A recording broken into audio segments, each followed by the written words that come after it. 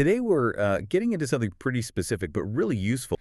It's called the Transition SST Turbulence model. Mm-hmm. Basically, think of it as a smart way to figure out when fluid flow like air over a wing or water in a pipe stops being smooth Yeah. and starts getting, chaotic. Great. Turbulent. Exactly. And understanding that switch can be a huge shortcut to getting more accurate simulations, especially for tricky areas like aerodynamics or, say, turbomachinery. Yeah, definitely. And we've looked at some technical docs and a helpful video on this.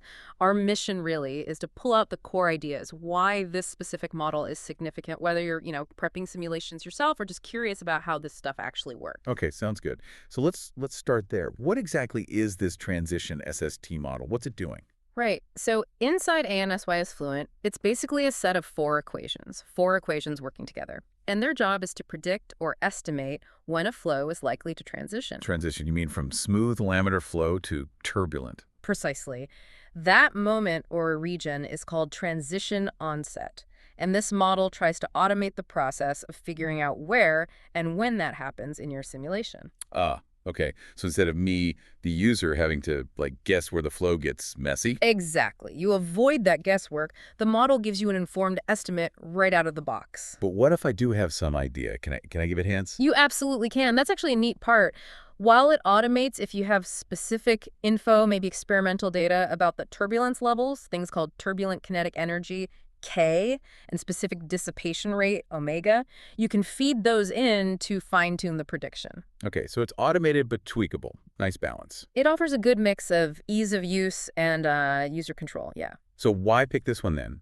Compared to maybe other turbulence models, what are the selling points? Well, two main things stand out. First, computational cost. It's considered to have a reasonable cost, meaning it's practical. It won't, tie up your computer for ages unnecessarily. Always a plus. Always. But perhaps more importantly, its strength is in accuracy, specifically for flows that are in that transitional state. Flows that aren't fully laminar, but also not fully turbulent yet. And that's where things get interesting for real-world stuff. Yeah, absolutely. That's the key benefit. Think about designing a more fuel-efficient car or aircraft wing.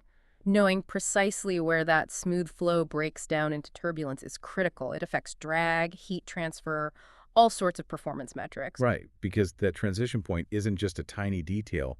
It can totally change how the whole thing behaves. It really can.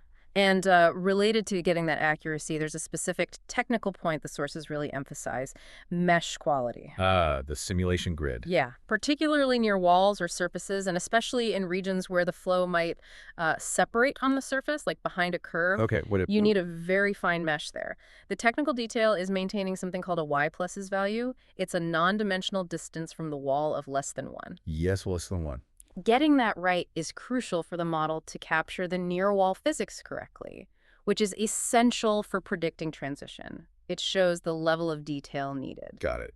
Details matter. Right. So where are people actually using this model? What kinds of problems? Well, it's quite versatile. Obviously, turbulent flows that start off with smooth laminar boundary layers, that's its bread and butter. Like air flowing over a plane's wing initially. Exactly. So aerodynamics is a huge application area. Also, situations where you only have a rough idea of the Reynolds number. That number that tells you about the flow type. Yeah. If it's in that intermediate range where transition is likely, this model is a good choice.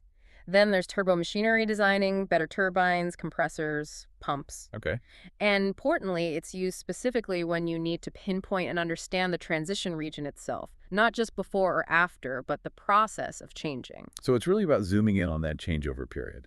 That's where its value shines.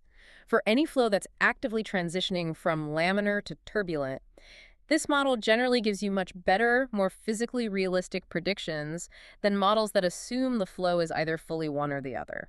Which has big implications, I guess. Huge. Think aerospace, mechanical engineering, fundamental fluid dynamics research. Better predictions mean better designs, more efficiency, deeper understanding, cooling electronics, designing quieter fans, improving wind turbine performance. Understanding transition is often key.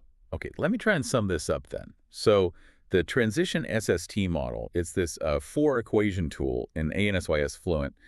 Its main job is to automatically predict when and where flow goes from smooth to turbulent.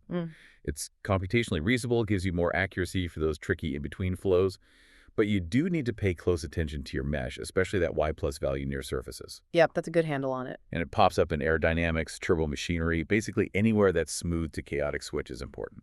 You got it. It provides a powerful capability for engineers and researchers dealing with those kinds of flows. Right. So, wrapping up, the Transition SST model is a pretty sophisticated tool for getting a handle on this complex flow behavior.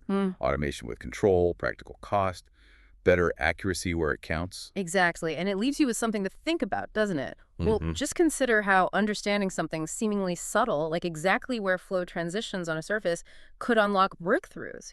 More fuel-efficient trucks, quieter drones, maybe even more effective medical devices.